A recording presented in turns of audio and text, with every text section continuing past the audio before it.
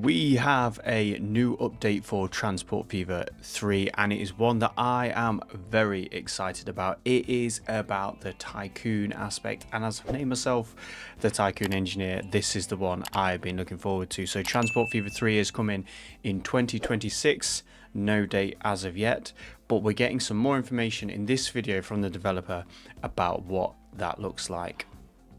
Welcome once again to Transport Fever 3 First Look. In the previous video, we gave you an overview of how infrastructure choices give you the ability to control your transport network better than ever. In this video, so the scenery looks amazing in this bit of footage, and you can see beautiful mountains, lovely changing scenery we have. It looks much more realistic than the scenery we're used to in Transport Fever 2, and the shrubbery and everything look really good.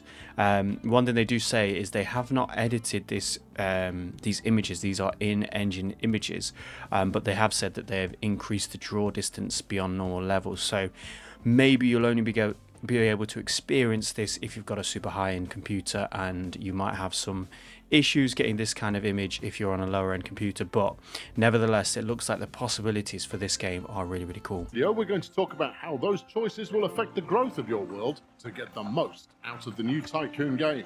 Players have the ability to tailor the game mechanics to create their perfect level of challenge. A full control panel has been added to adjust mechanics ranging from industry productivity or vehicle maintenance to economy and the era in which it takes place. So it looks like you're definitely going to get some lots of options to adjust how the gameplay feels, which is good because I like to try things on a sort of high hardcore mode when I play Transport. And Tycoon games in general, I find that they're really easy, and I like the economic challenge of them rather than necessarily making the pretty scenery, although pretty scenery is always quite nice. But it's nice that we're going to get the control over much of that in the new game. We have also added a sophisticated new loan system to the game, giving you multiple choices with different repayment conditions when your empire is in need of a cash injection.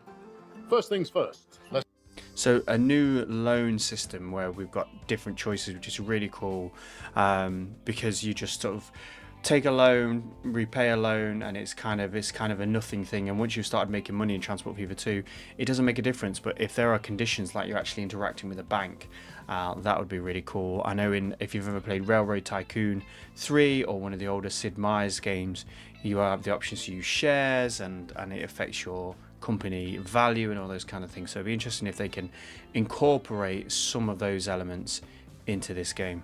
Let's get our headquarters built. Not only will this building create a splendid scenic feature for any region, it also provides a significant benefit to the local town. More on that in a moment.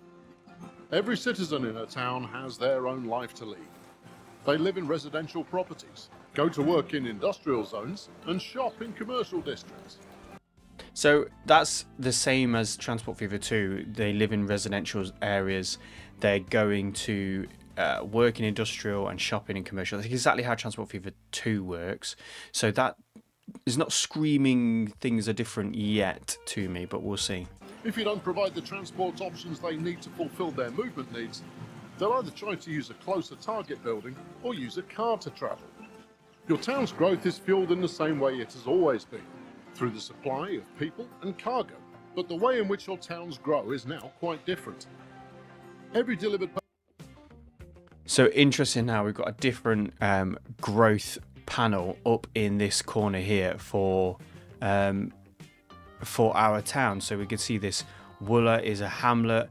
It's growing its supplies, its reputation, the delivery, something about delivery, the noise, pollution, traffic, happiness.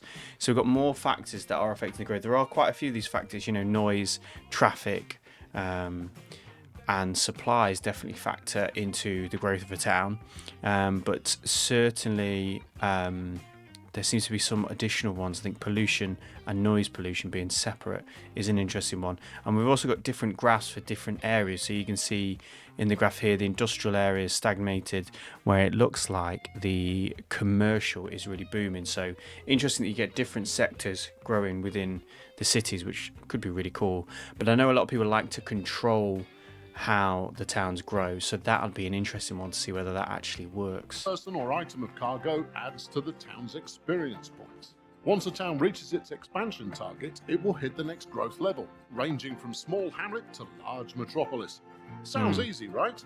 The problem is that as a town's requirements increase, so do the chances that problems will start to occur. Problems which, if left unchecked, will slow growth down to a crawl. A town has several different rates. So here we've got a large village with 1,500 people, and yeah, it's the same targets, but it's gone stagnant. So the ratings of happiness here being a factor. So happiness is an interesting one. Like how are we going to impact that? How are we going to change that? And I do love the way the game is starting to look. The way the lines show up on the map here, or on the map.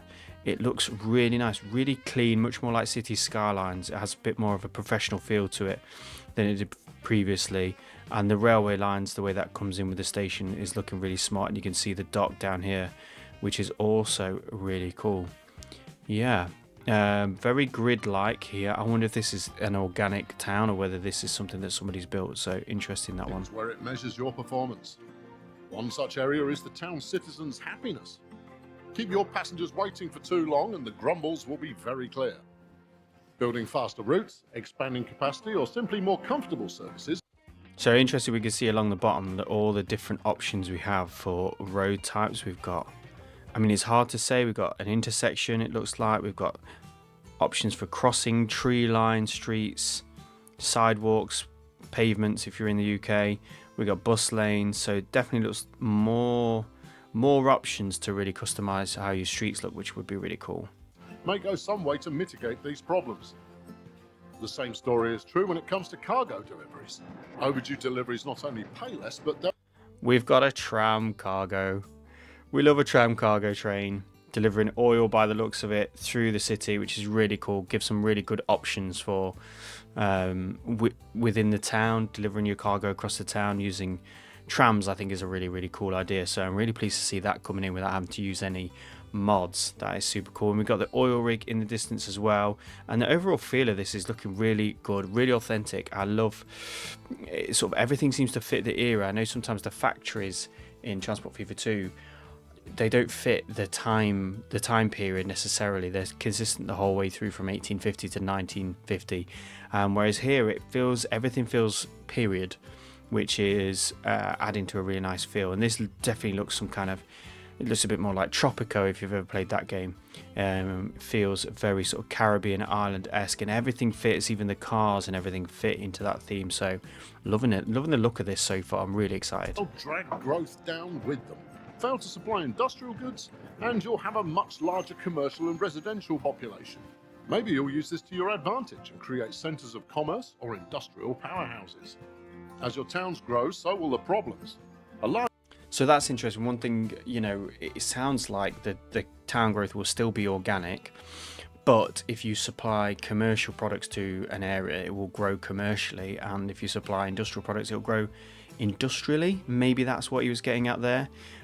So that's interesting. That gives you some sort of passive control, or maybe some sideways control into how you can grow your towns, and maybe you can have different towns with different strengths and weaknesses. So that might be really cool, because it gives the opportunity to really ship people into city if you've got commercial and industrial in really different towns, I suppose. Larger population leads to a blight of traffic build-up. For every step forward you make in town size, you'll want to look back at the network you're currently offering to look for optimization and expansion opportunities. But beware, every expansion to fix one rating must be balanced carefully, as its side effects may push down other ratings, noise emissions for example. Of course, towns only really care about noise in residential areas, so perhaps the solution is to install your commuter black hole of a station within your industrial. Commuter black hole of a station? I don't know, but yeah, it's a good general tip actually to construct your train stations in the industrial or commercial areas away from the residential. Although that doesn't really feel right. Quite often you want to have a station in near if you think about London, and everybody wants to live near a tube station. So I don't know if that's necessarily the right thing, but it's certainly going to be a game feature in Transport Fever 3. District. Vehicles and infrastructure also create. Interesting here as well in the top left, actually, I've just noticed you've got the noise emissions, which is the red lines across here, showing you where your noise emissions are.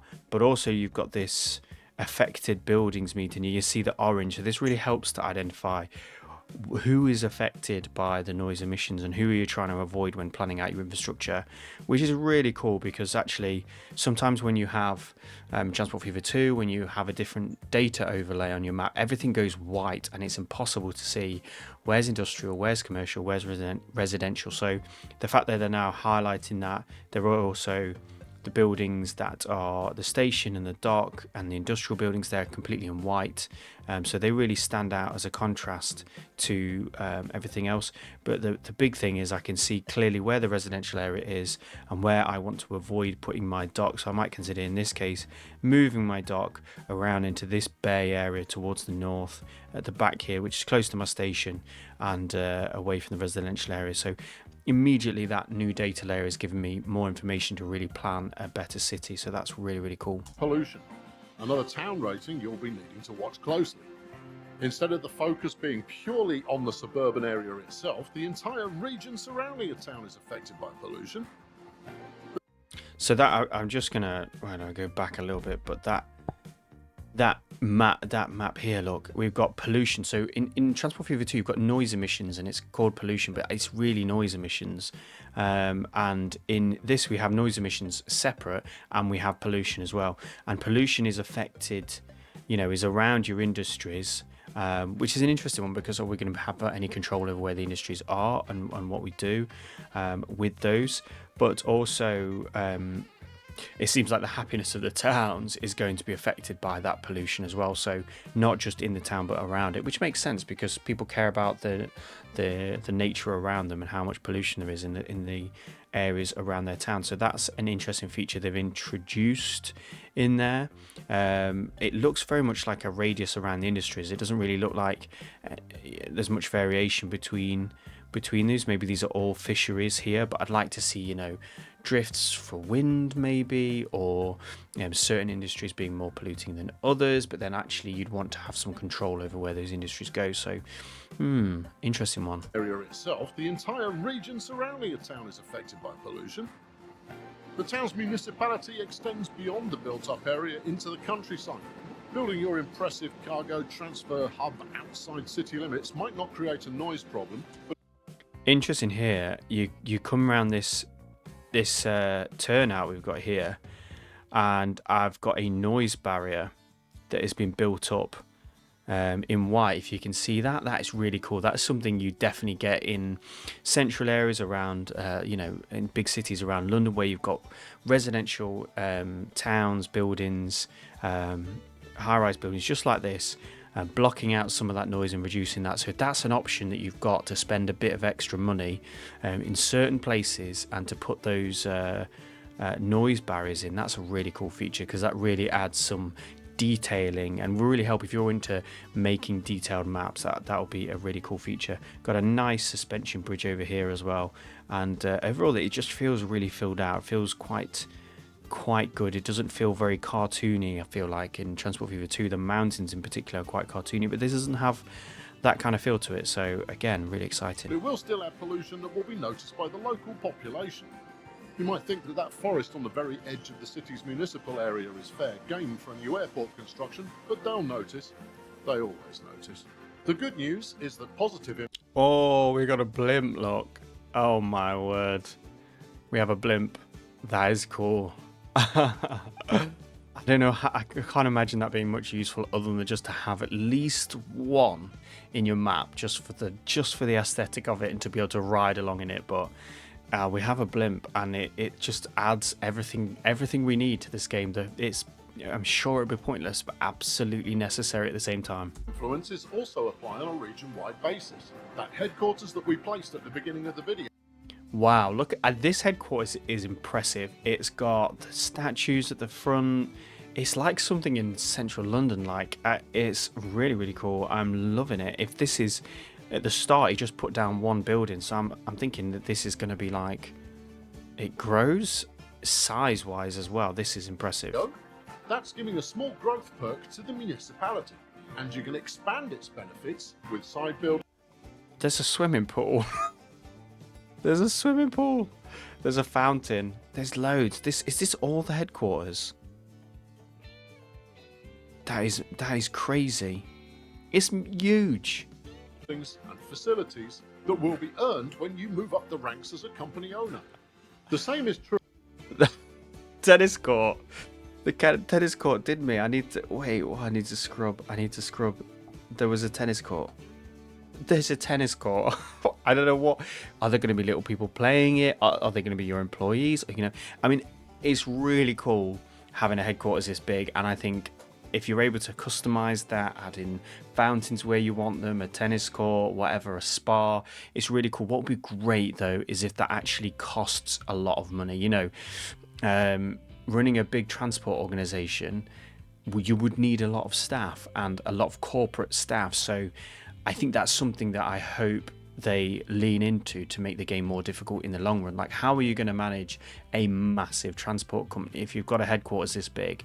The bill's got to be huge, and maybe those factors can affect things like how much you can charge for your freight and everything like that. Are you willing to put the money in corporate HQ to have good staff and all that kind of thing? Maybe a bit like Theme Hospital was back in the day. If you played that way, you can choose doctors based on there. Maybe here if you've got a big building, there's got to be people in it. I love that they've added this to it, but it would be great if it felt alive with people and that there was a purpose to it as well. And when you move up the ranks as a company owner. The same is true of unique landmark buildings that you will unlock, which, when completed, will bring clear benefits to the municipality they reside in. That was cool. So we have a lighthouse that we can build, like landmarks. It's going to give some kind of benefit. Again, really cool. This reminds me of SimCity, where you could have these certain things that were unique and you could build them and maybe unlock them. And I like that you had to transport the stone. You had to actually get the things there. Which is a nice little feature that if you maybe that's just with these landmarks, or maybe with industries that you're building, you've got to deliver the steel and the stone to get that thing up and running. So that's really, really cool if that is the case. Infrastructure in Transport Fever 3 can be very expensive to build and maintain, so you'll need to spend your money wisely. Even when you've mastered the economy, however, you will rarely create a route that can be described as fire and forget. Instead, you'll want to revisit older lines. Oh, look at this building. This is spicy. This is something, this is, I want to say Japanese. This looks Japanese to me. It looks really cool. It's given different vibes, given Eastern vibes, which is nice. We've seen a lot of sort of American, maybe, Victorian England. We've seen a sort of Tropico style, but a bit of a Japanese mountain and with a pagoda. We like. Frequently, especially when they're in a growing town, and balance them delicately to optimize all the town ratings together.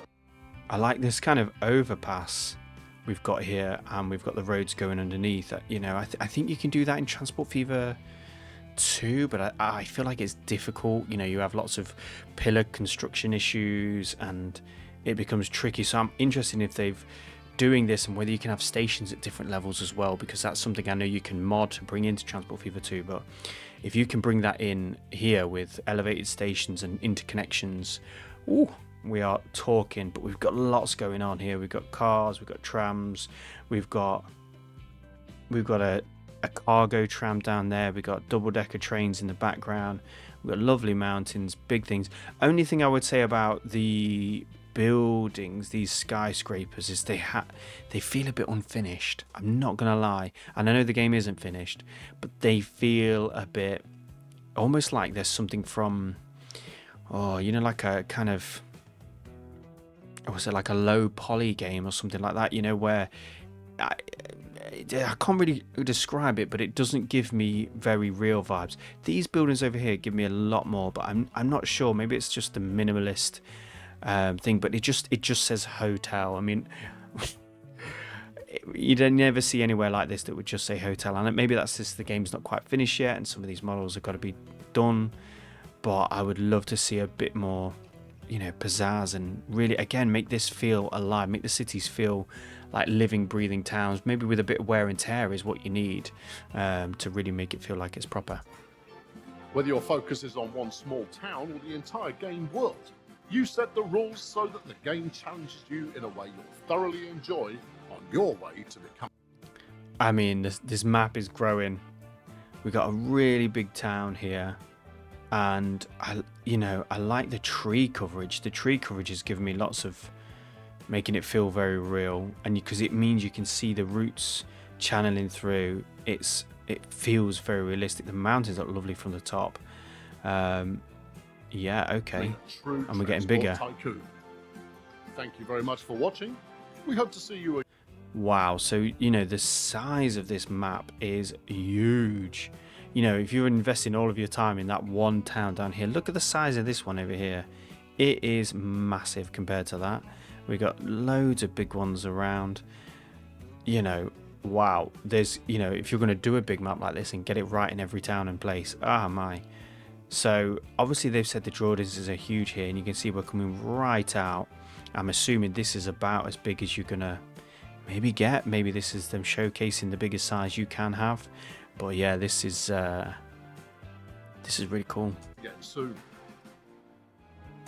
So that's coming in 2026. I am really excited about Transport Fever 3. It looks like they're doing loads of really cool things. There are some things I would love to see in there, but what would you like to see Urban Games develop for Transport Fever 3? Is there anything you think they should really do? Drop a comment down below. I'd love to hear your ideas. If you like this video and you want to check out my other videos, do that, and please give me a like and subscribe because it makes me feel all warm fuzzy inside. All right, see you later. Bye bye.